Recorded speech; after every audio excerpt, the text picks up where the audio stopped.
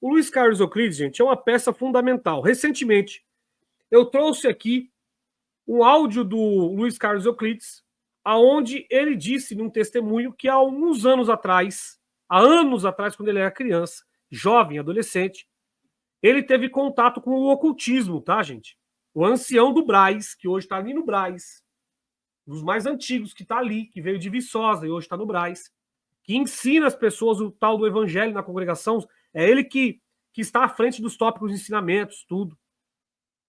Este ancião, ele teve contato com o ocultismo, ele disse, inclusive no testemunho, que ele teve contato direto com o próprio Satanás, entendeu? Ele conta isso no testemunho. Ele falou que viu coisas inefáveis. Quando eu falo inefáveis, não, é coisas terríveis, né? Coisas terríveis, né? Quando ele estava no ocultismo, ele viu coisas como, por exemplo, copo se mexendo, coisas flutuando. Ele viu essas coisas assim. Ele conta isso no testemunho dele. Inclusive, tudo aquilo que acontece na congregação que está no Brasil, de pregações que o pregador vai lá e desvenda a sua vida, ele viu isso lá dentro do ocultismo, tá, gente? A mesma coisa, ele contou isso no testemunho. Então, vai nos vídeos anteriores, você vai ver o testemunho dele aqui. Isso são palavras dele, tá? Agora, gente, ele atendeu agora recentemente uma reunião para ensinar o pessoal a pescar no aquário dos outros, tá? Que é a reunião de evangelização, tá? Então aqui, ó, eu vou colocar o áudio do ancião da Congregação Cristã no Brasil ensinando um detalhe. Na verdade, ele ensinou as pessoas a mentir, quer dizer, a omitir, né? Uma informação. Ele ensinou os irmãos da congregação ali, em Diadema, a omitir informações. Quer ver, ó? Eu vou colocar esse áudio aqui e vocês vão entender aquilo que eu estou falando. Vamos lá. Agora, vejam vocês, o livre-arbítrio está associado com uma outra particularidade doutrinária, que é a predestinação. Ó, vamos lá.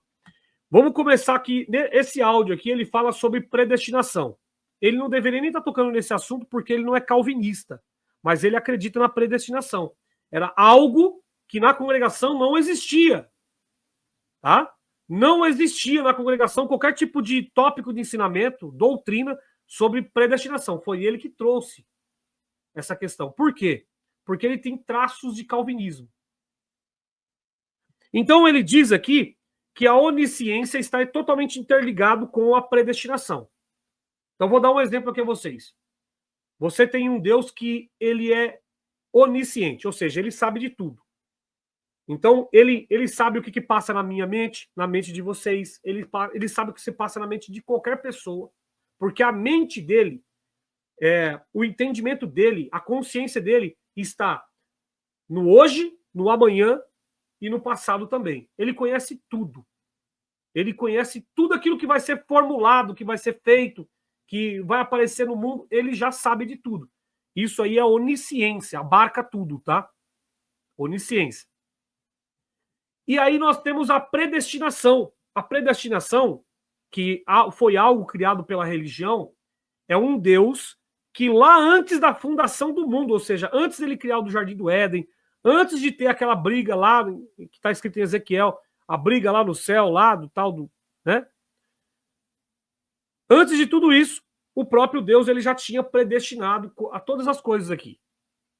Então, se ele já tinha predestinado, então ele já tinha escrito tudo. É como se fosse um livro. Ele escreveu tudo, ele já sabe o que você vai passar, o que eu vou passar. Ele sabe quem vai aceitar o tal do evangelho, quem não vai aceitar e assim por diante. Ele já sabe de tudo. Ele sabe quem é que vai entrar no céu, ele sabe de tudo. Por quê? Porque foi ele que escreveu o livro. E se ele é onisciente, então ele, além de conhecer, foi ele que escreveu. Então ele predestinou, ok? Olha a lambança que esse ancião ele vai falar sobre predestinação. Presta atenção. Agora, vejam vocês, o livre-arbítrio está associado com uma outra particularidade doutrinária, que é a predestinação. E uma coisa não anula a outra. Romanos fala assim: aos que dantes conheceu, a estes predestinou. Quem é que Deus conheceu antes? O que ele está dizendo com isso? Olha, ele sabe todo mundo que vai ficar. Ele sabe todo mundo que vai estar no céu. Vocês acham que Deus vai esperar acontecer o futuro para ver o que vai acontecer no céu? Eu faço uma pergunta para vocês. Deus sabe o que vai acontecer ou tem coisa que ele não sabe ainda? Aqui, ó. Ele fez uma pergunta para aqueles jovens ali, né? Para aquelas pessoas que estavam ali, os evangelistas, né? Deus sabe o que vai acontecer no futuro? Você viu um silêncio, né? Por quê? Porque aquele povo ali não foi ensinado a questionar e ser questionado. Aquele povo ali foi ensinado a falar amém para tudo aquilo que sai do púlpito. Então ele está fazendo perguntas para aquelas pessoas. Então ele está fazendo uma pergunta muito simples. Deus sabe o que vai acontecer no futuro? Sabe, claro que sabe. Onisciência. Certo? Beleza. Só que nós temos um grande problema aqui. Se Deus sabe aquilo que vai acontecer no futuro e já existe predestinação desde a fundação do mundo, não seria necessário Jesus e nem anunciar o evangelho. Não é necessário, porque ele já sabe o final. Ele já sabe quem vai ser salvo e quem não vai ser salvo. Não era necessário fazer uma doutrina para fazer com que as pessoas praticassem a doutrina. Não é necessário, porque ele já sabe quem é que vai conseguir cumprir a doutrina e quem não vai conseguir cumprir a doutrina. Então não seria necessário. Por quê? Porque já houve uma predestinação e ele é onisciente. Isso se chama raciocínio lógico. Não tem necessidade de passar pelo sofrimento. Não tem necessidade de ser perseguido pelo diabo. Não tem necessidade de cumprir doutrina. Não tem, porque ele já sabe. Ele já sabe de tudo. Então não tem necessidade. Seria apenas um jogo. Seria apenas uma brincadeira de Deus.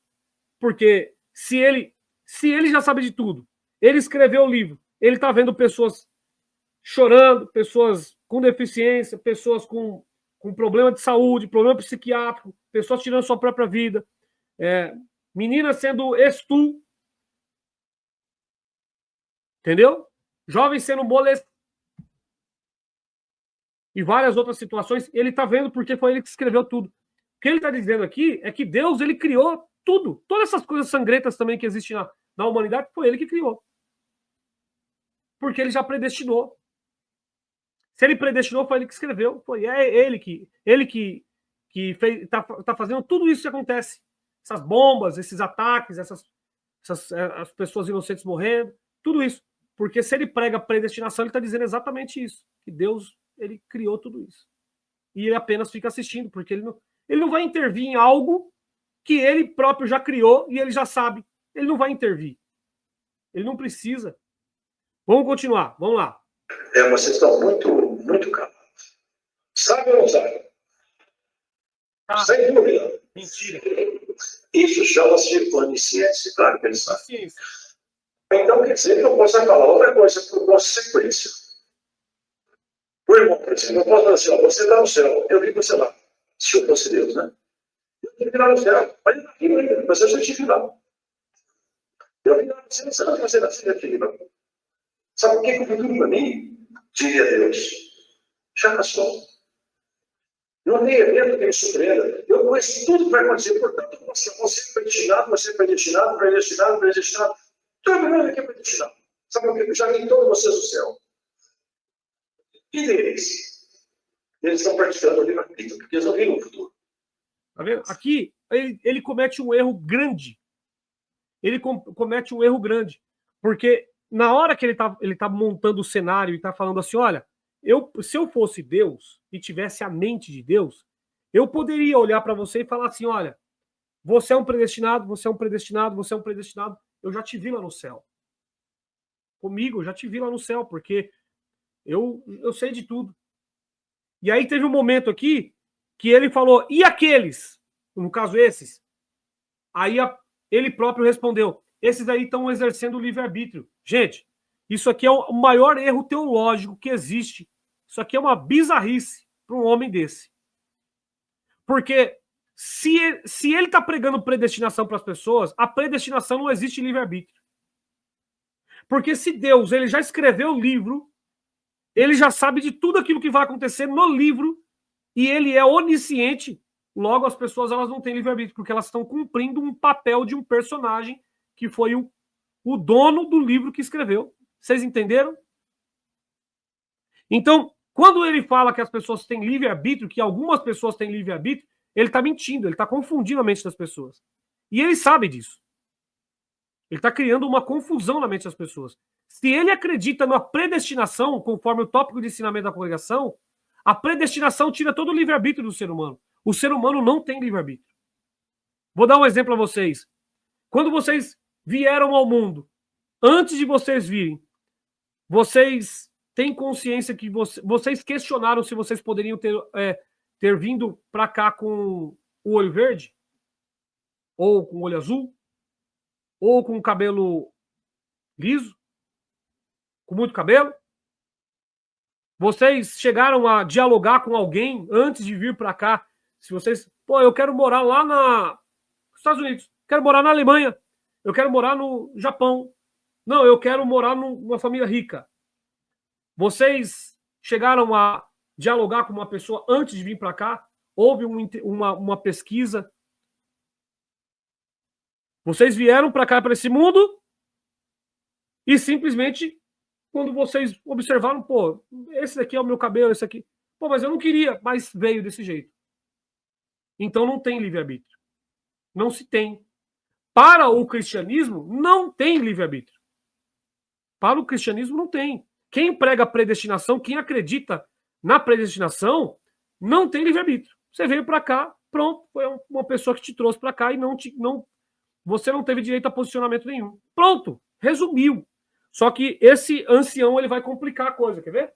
Bom, eu não sei se eu sou predestinado, mas estou lutando para ficar firme na fé. Aí ele está dizendo aqui, eu não sei se eu sou um predestinado, mas ele prega a predestinação, tem tópico de ensinamento sobre predestinação. Ele fala, eu não sei se eu sou um predestinado, mas o tópico de ensinamento lá da congregação, agora de 2024, foi falando sobre predestinação. Entendeu? Mas sabe, Deus já viu. Futuro que fala. Você está predestinado. E nós optamos para aceitar Jesus Cristo e ficar junto com ele todo o nosso tempo. Entendeu? Então, nós optamos por ficar com Jesus Cristo. Então, quer dizer, ele está colocando como se ele tivesse livre-arbítrio. Não. Se ele acredita em predestinação, não tem livre-arbítrio. Pronto, ponto final. O resumo de tudo é exatamente isso. Entendeu? É porque ele encheu linguiça. Ele não sabe aquilo que ele está falando. Ele não domina. Tá? Agora, vamos lá. Aqui, nesse outro áudio, ele ensina as pessoas a omitir informações de quem é de outras denominações, sobre a questão do batismo. Olha o que ele vai ensinar para as pessoas. Quer ver? Ó? Vamos omitir informações. É quase uma mentira, né? Vamos lá.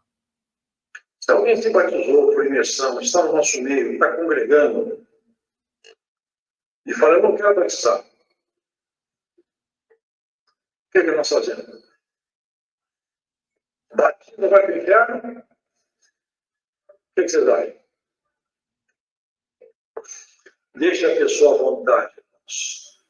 Deixa a pessoa à vontade. Fala, mas eu não quero batizar, mas eu quero continuar aqui. Fica conosco. Não vai embora, fica aqui. Mas eu não quero batizar, tá bom. Não escolha que você faz. Não se afaste do nosso meio que tem. Não vai ser apresentado para o ministério, para nenhum cargo, mas isso aqui a gente não fala para eles, tá? Vocês estão ouvindo? Isso aqui a gente não fala para eles, tá? Vocês ouviram o pulo do gato? Ó, fica aqui com a gente. Não, vocês não querem batizar? Você é do que? Da Assembleia, da Deus é Boa, da Batista? Vocês batizaram lá pelo quê? Foi aspersão e imersão. Ah, foi por imersão. Então, mas aqui tem que rebatizar. Mas fica aqui com a gente. Ó, a única coisa que vai acontecer com vocês aqui é que vocês não vão ser levantados para cargo nenhum. Mas fica aqui com a gente. Isso daqui, ele está omitindo e está mentindo ao mesmo tempo. Eu vou te explicar o porquê.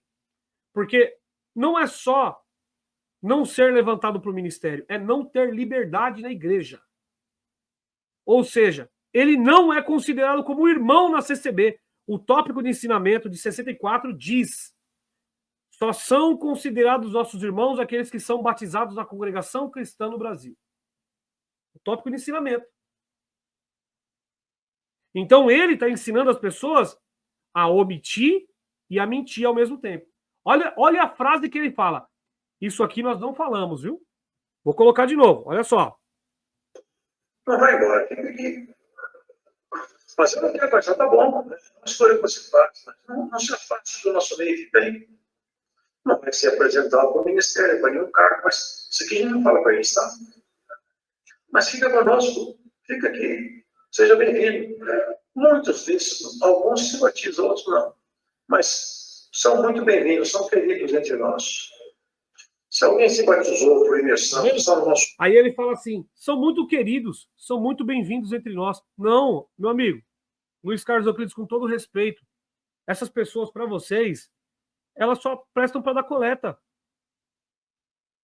Elas só são consideradas como irmãos de vocês se elas se batizarem na congregação. Caso contrário,